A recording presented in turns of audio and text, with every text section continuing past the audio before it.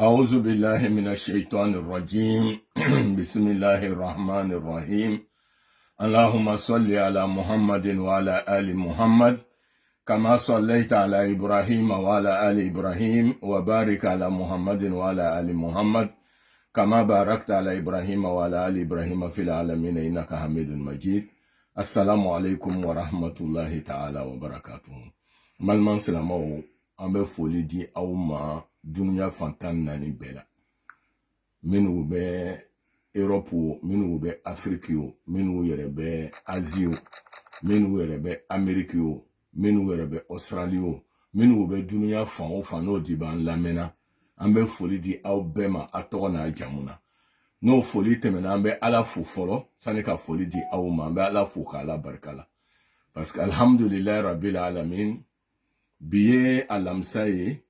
akacha la fe sini ne bena ben sungalo telefonoma. Alors alhamdulillah rabbil alamin ambe ala fumuna ningo son salo anga ambolo janka ala dali kwa kanyine sungalo dama herela. Alhamdulillah nina sungalo sela kaso ambe here kono me ala ka jarabi bala dunya biela jenika no yo coronavirus banayi. Donc sungalo ni dabola ambe ala fuka ala barkala parce que ala be fuko bema ala te kojuguke fa'alun lima yuridu femi jala ala ya boleke ala dita jananko obebe an adamadon ta herema mena fola an adamadon kanyan jananko ke ambe dota jugumanke me ala ta jananko ole bebe adamadon bie ka herema me tumado ala be kodoke ale reba lo kanga here bala manu ta lo kanya here bala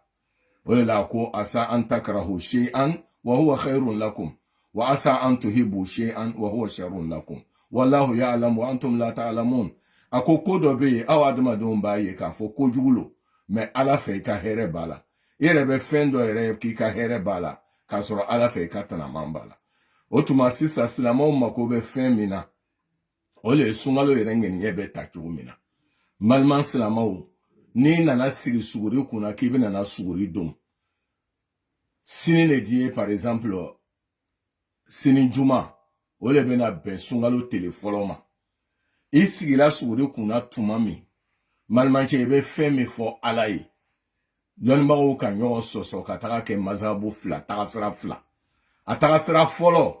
no ye maliki katakasrai olugu ka yira eba yira ala lambe sungalo tele bisaba wali masungalo tele mwa ani konondo ala mena no le sun ele ala imanyini ele ala fe yenga sun minen fe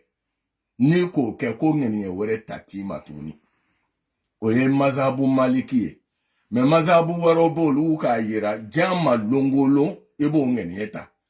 ni lo misele ebo tangeni eta ni lo misele ebo tangeni eta me adama don be yoro mina anu adama don be yoro mina anya kunya ushayala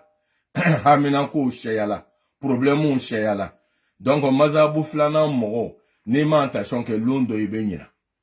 mais mazabu mi ni a kan nogo opi fana nyina ko tola ole maliki ka mazabu bimana ibengenieta suri don wati ala mele ala fombi dali sungalo le sela mba dali ele ala fe mena na sungalo tele bisaba do ele alai walima mena na sungalo tele mwa ani konodondo ele alai mba dali fe yenga sungalo suni mine ani mena na afla minu wosera mena farda misiri amena na bara nyuma minu woke no ye saraka boye ala anya konyuma na mena ke sungalo la mba dali ele ala fe ya abara nyuma nu bie mine ni yo kembalman salama ibe sungalo tele bisaba bedo obe ba tele mwa ni konodondo ngeni ye wore tati matuni. Donc ne mo me be fe ka kuma ni ka risalata o ye fiku mazabu maliki ni ka risalata e be ta kuma yo kono amba dale ala fe ala man sutarala sungalo mbena na dabo ne ka dabo herela kana laba herela ala mo kelain sungalo ni yere na hamina ko minugo soro dunya na o hamina ko bilebile bi o le bana ko ni ali be ka bana ni wuli ka bo dunya bieka mo minugo balambala ni be yoro la bloqué ni be yoro la ala be se ko faso do ma chugumina o ke bagato Allahu ala mo kelanye banani yere na ke sababu ye ka economy yere be nyami aka dunya yere bele nyami wala yoro bele nyami na me ala kelen pele be se ka taka bonkuna ka banan ta ka bɔ kuna o ye ala bolo seconde de parce que a ko Kurana kɔnɔ suratu Yasi jigila inama amruhu idha arada shay'an an yakula lahu kun fayakun n'ale ala bɛ fɛ ka ko min kɛ a b'a fɔ dɔrɔn kun n'a ko kun o ko tɔgɔ bɛ kɛ o tuma an b'a dalen ala fɛ ala m'an sutura la ala an bɛ sabuba ma donc sunkalo a ŋɛniɲɛ bɛ ta cogo min na o le b'o ye mais baara wɛrɛ bɛ yen o bɛ bila ŋɛniɲɛ ta ɲɛfɛ o baara ye mun ye a y'a sigi ɲɔgɔnya na ana a y'a adamadenya na ani ya baara kɛ ɲɔgɔnya na i ni mɔgɔ minnu bɛ baara la walima i ni minnu bɛ sigi ɲɔgɔnya na i bɛ hɛkɛma dali k'o fɛ ka yafa ɲini o fɛ o ye sabali ka yafa i ma ala kama a kɛra kama parce que a tɛ se ka adamadenya kɛ ka sigi ɲɔgɔnya kɛ abadan ni dɔ ma don dɔ la o ye wajibi le ye ala yɛrɛ ko Kurana kɔnɔ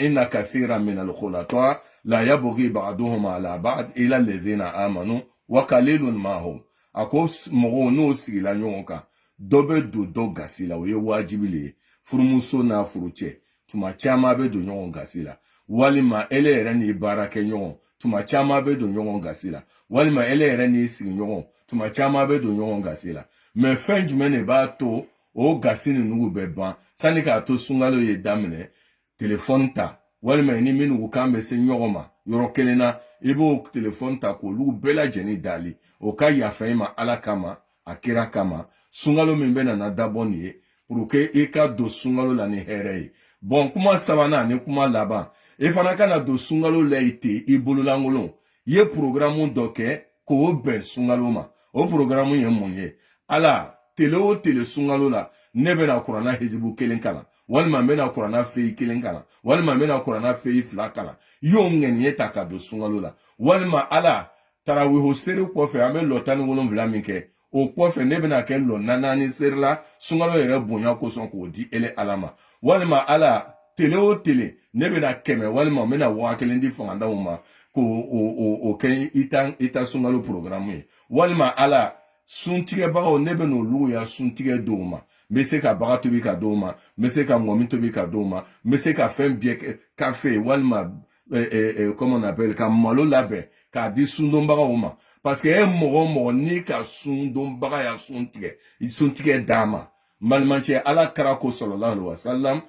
suntigɛ sundonbaga ni a ka baraji min sɔrɔ ala b'o baraji fana di ele suntigɛbaga ma hali n'a y'a sɔrɔ a tagala kɛ ji glacé walima ji suma o vɛri kelen ye k'a ta k'a di suntigɛbaga ma sundonbaga ma a k'a ya suntigɛ n'o ye walima tamaroden kelen walima pɔmuden kelen walima i seko k'a di sundonbaga ma n'a y'a ka sun tigɛ n'a ye ale ka baraji min sɔrɔ a y'a sun na o tele kelen ala b'o baraji ɲɔgɔn sɛbɛn ele min ka suntigɛ d'a ma ala tɛ dan o ma dɛ ale sundonbaga yɛrɛ fana ta baraji a tɛ foyi b'o la donc o tuma an balima silamɛw an b'a dalen ala fɛ ala m'an sutura la ala an bɛn sabuba ma nin y'a ka imamu k'an ye imam Abubakar Konate ka bɔ Paris wasalamu alaikum wa rahmatulahi ta'ala wa barakatuh